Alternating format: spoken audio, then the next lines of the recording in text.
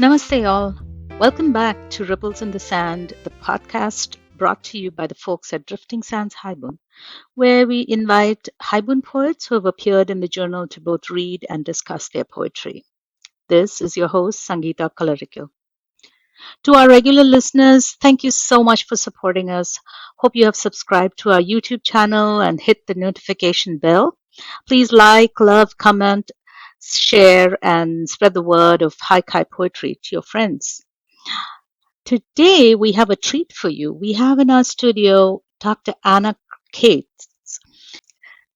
Anna teaches writing, literature, and education online and has published a variety of books in poetry, fiction, and drama um, through various publications. Her full length poetry collection, Love in the Time of COVID, won an Illumination Book Award. Her haiku have also won first place in several kukai contests. Haibun won first place in Cattail's UHTS contest. Her poetry have been nominated for Best of the Net, Pushcart Prize, and the Dwarf Stars, Elgin, and Riesling Awards.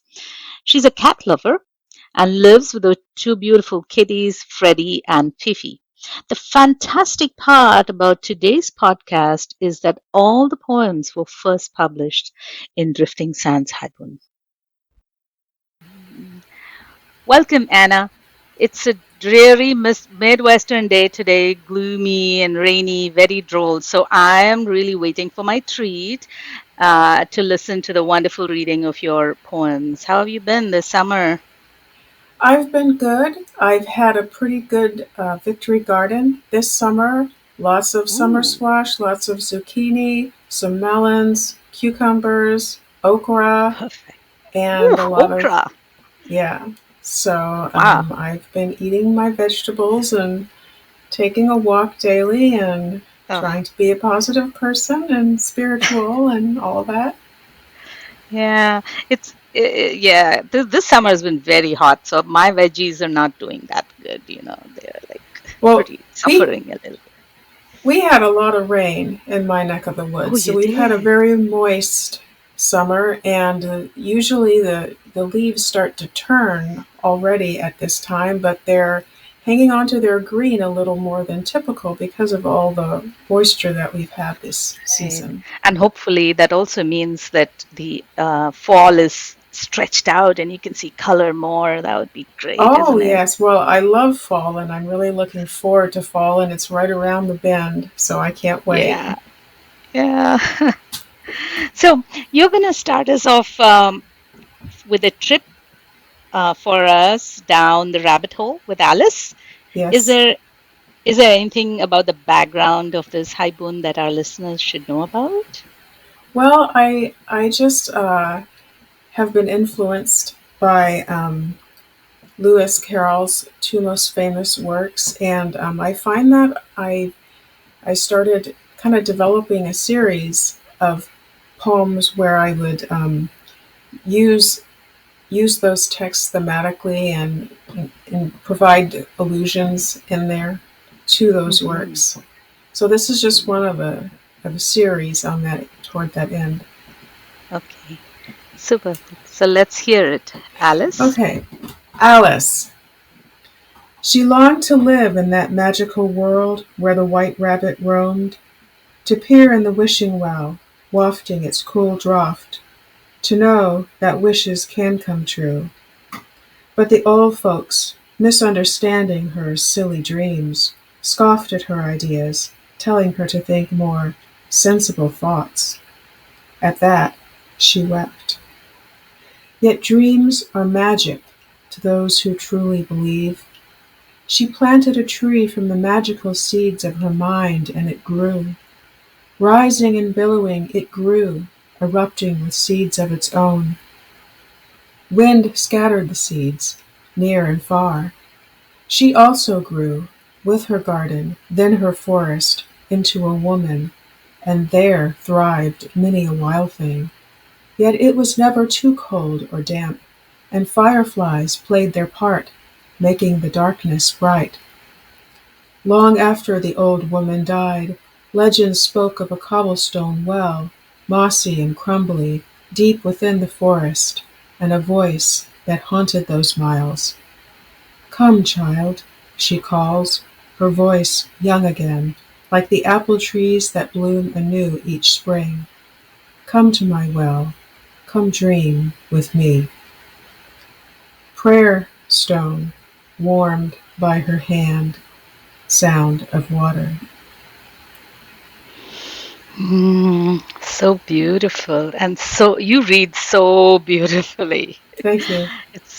It's it's such a treasure. So I feel that this is a poem that all parents should read. She also grew with her garden and then her forest. I love the depth in this poem. The vertical in this haibun is very, very clear. So, any thoughts about that? How Well, about the depth? can you repeat the question? Oh, I was just thinking about you've taken the listener very deep, just beyond a story, right? So, Well, I think there's a little bit of magical realism in this poem, hmm but hmm it's also, I think it's a very feminine poem with the girl and the woman, and it's about, also kind of coming of age and maturity and renewal, hmm and yeah, those, yeah. yeah, beautiful. Thank you. So, for your next poem, you have the prose part of the Haibun as a free verse. Anyway, would you like to say something about somewhere out there before you read it? Somewhere out there is, but basically it's science fiction, a science Hmm. fiction poem. Okay, somewhere out there. To me, Andromeda wasn't a cyborg, only a friend. The monster dismantled her, piece by piece, stored her head in the refrigerator, didn't care that she could still feel, still think. He left her open eyed in the dark. The light blinked on and off. Jars of mayonnaise came and went, sliced meats and leftover casseroles. He shifted the plate, rotating the head, no longer able to abide the eyes. Robot and cowboy hat and spurs. Earth Day. Mm. Oh, I love it. I love speculative poetry. Your work has been nominated for awards for speculative haibun, and in fact, you are the editor of the collection Little Black Box: Speculative Poetry from Ohio. Can you talk a little bit about speculative poetry? Maybe how you got interested in it. Where do you get your inspiration from? Okay, well, I will be happy to talk about that. Um, Speculative poetry features the same elements of the genre as speculative fiction. It's a broad genre of writing that includes science fiction, fantasy, and horror, but those subcategories can be divided further. For example, fantasy could be swords and sorcery, magical realism, dark fantasy, high fantasy, fables, or other Hmm. subdivisions. Hmm. Speculative poetry, like fiction, involves the conventions of the genre. For example, fantasy poetry, including fantasy short form poetry, typically involves magic or magical beings in this world or an alternative world like Tolkien's Middle Earth. Science Hmm. fiction poetry might involve hypothetical space travel, future technology, aliens, and other elements of the genre. Hmm. Hmm. I get my And then now, inspiration. You want me to tell yeah. you about my inspiration for Oh, speculative? absolutely. Would Okay, love to yeah. hear it. I get my inspiration from speculative books, movies, art, and poetry. One example would be William Butler Yeats's Song of the Wandering Angus, and that was a Mm, poem I included as a tribute in Little Black Box. And along with mm, Little Black Box, which came out in 2023, I have another short form collection Electric Cat City, which also has quite a few speculative pieces. That was published by Red Moon Press. Mhm, mhm. Thank you for that. And for our listeners, we will give more details in the show, in the notes for the podcast. Uh, Now, the next hype one you have for us is the Cheshire Cat. Uh, Again, is there anything you would like our listeners to know Well, obviously, before this they is hear? another one of my Alice in Wonderland themed poems.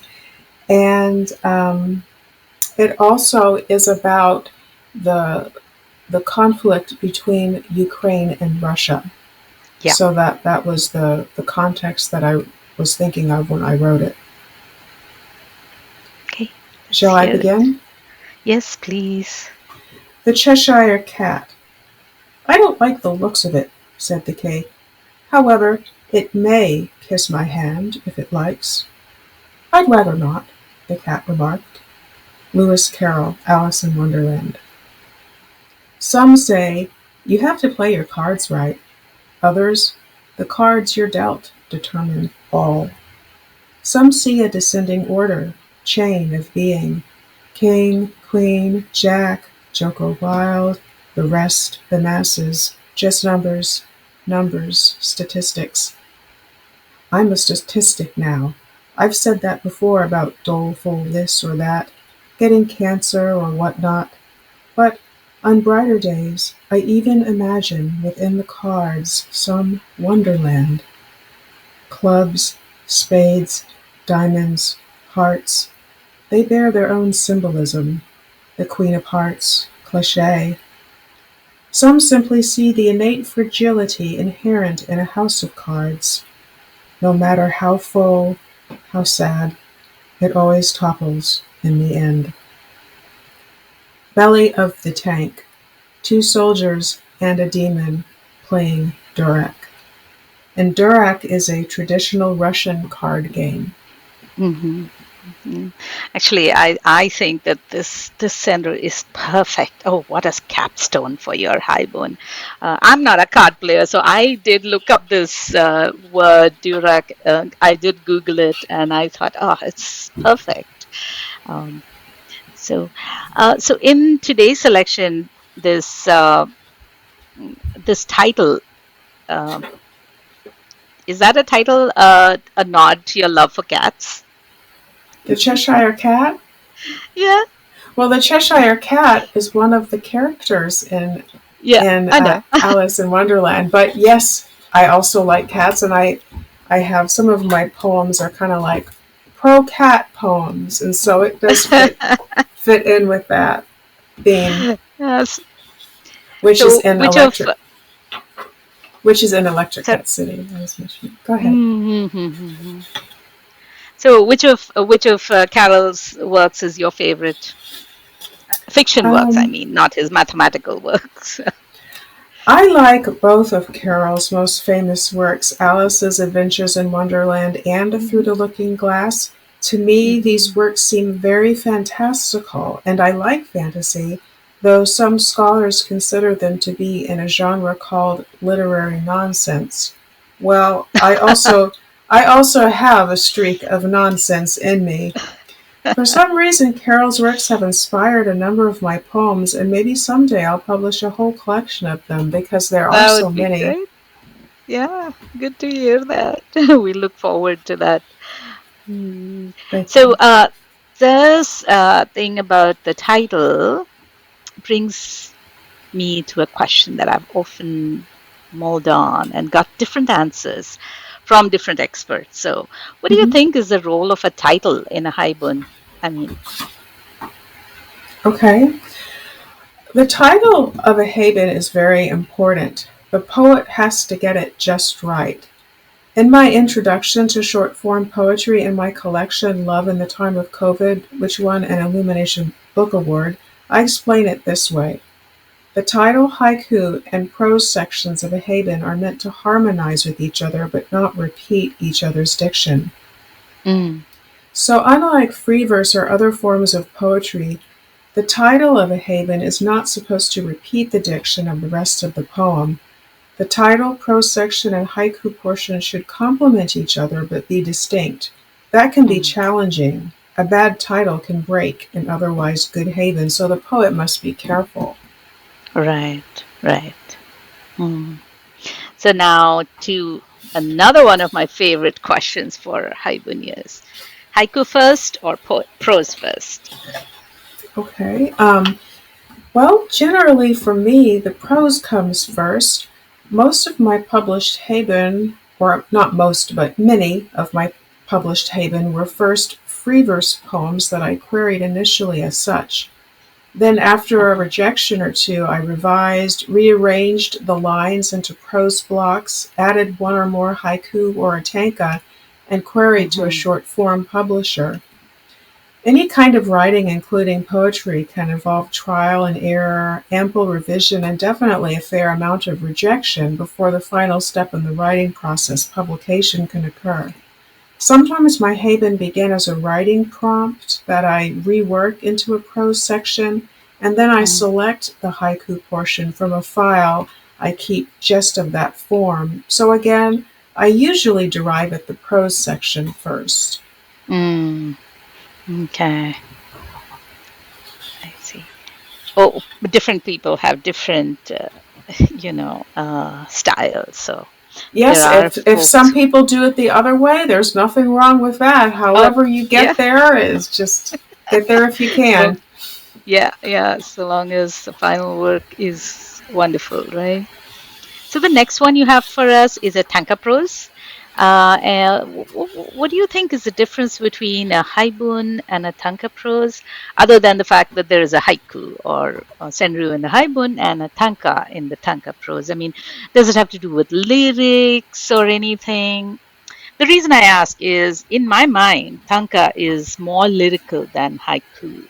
So Hmm. does it apply to tanka prose as well? I'm just wondering. Well, I went to Tanka Monday this earlier this summer, which was a kind of a workshop through the Tanka Society of America, um, Mm, and one of the editors explained that there is more of a technical difference between um, a Tanka prose and a Haben, other than just the fact that one uses a different short form than mm, the other.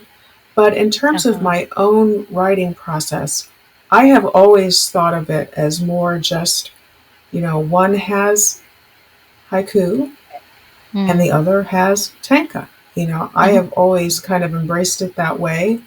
But some editors, they have very deep and complicated thoughts on the topic, and they could probably okay. write a whole article on how it does differ. But Yeah, you can look at it different ways.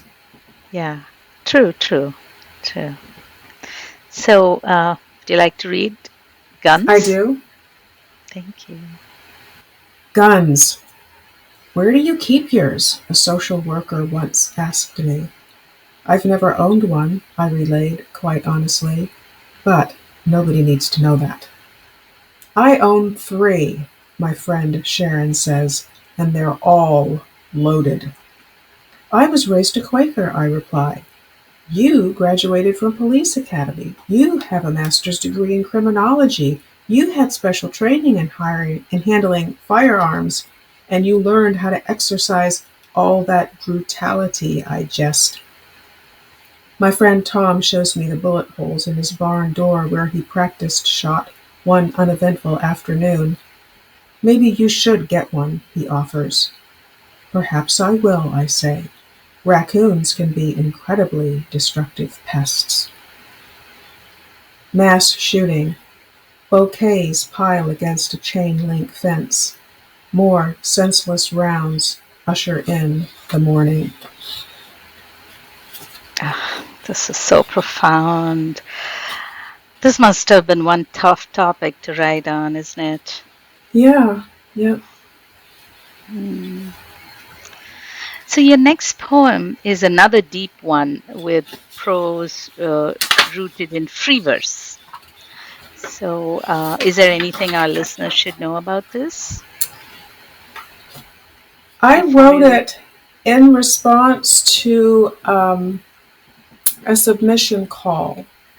And I Mm, forget exactly what the editor was looking for, what the theme was. It was something like social justice or something like that. And mm, so this is what I came up with. Want me to go great. ahead? Yes, please. Okay. Evolution. Evolution. Give me enough time and hope. Give me enough grace and let me grow into what you could never believe imaginable. My kind of cunning, so subtle, you could never conceive of, invigorating my leaves, transforming me into a being like a Venus flytrap. I would show you what I can do. Feed off your pathos, oh mighty man, like compost. Beneath the oak, a head pressed to the asphalt. This is such a great example of avant-garde haibun almost, because the one-line haiku which follows the free verse poem, it needs to be seen, folks. This poem is in the September 2022 issue of Drifting Sands. Do have a look uh, at this. So, what is your opinion about blurring the boundaries between free verse and haibun? I think many editors truly enjoy poems that blur the boundaries. I don't know about Mm, Drifting Sands in particular, but I do know some other publishers that specialize in Haven specifically appreciate or even require experimental elements. For mhm, example, contemporary Haven Online, and to an even mhm. greater extent, The Other Bunny. In addition to Drifting Sands, these other journals have published quite a few of my Haven, and again, they appreciate avant garde elements. Mm. It's beautiful. It's got I somehow feel it. Your Haibun has a lot more depth, a lot of depth. Thank you. um, so uh, that was our reading. But before you go, Anna, since you're a professor of the language, I wanted to ask you: do you teach haikai forms? I teach college writing. I Okay. teach college writing, literature, and education. So I do teach college writing, but I have taught far more courses in fiction and expository writing simply because those courses are assigned to Mm-hmm. me more at the online universities I work for. But Uh-huh. I have taught poetry workshops too and general creative writing. When teaching creative writing and especially poetry, I used to upload a handout I wrote about short form writing, which I ended up Uh-huh. revising into an article published by Drifting Sands in their March 2022 issue. It was Uh-huh. titled When the Cracked Teacup Screams, a concise introduction to short form poetry. And Mm-hmm. for the novice, I recommend reading and studying good examples of Haydn in top magazines such as Drifting Sands, as well as reading crafting articles about Haydn and related forms. Mm, great advice. And folks, we will have details about the article in the notes. So go have a look, have a read. Um, so thank you so much, Anna, for giving us your time and lifting my spirits this fall. I mean, you know, Well, today has been a weird day. thank you, Sangita. Is that how it's pronounced? Yeah, yeah, Thank Sangita. you. Thank you for having me. It was a pleasure to discuss these with you, and thanks for your interest. And thank you, Drifting Sands, for doing this. Dr. Anna Cate's latest books are Little Black Box, Poetry from Ohio, and Electric Cat Cities, a Poesy. The poems from this episode can be found in various issues of Drifting Sands and in Anna's latest book, Electric Cat City, by Red Moon Press 2023, available from the publisher's website. The essay, When the Cracked Teacup Screams, a concise introduction to short form poetry, was published in the March 2023 issue of Drifting Sands and is a definite must read, guys. Um, the music in this episode is from Gran Art. The podcast is produced by Richard Gran, and this is Sangita Colorical signing off. Thank you for listening.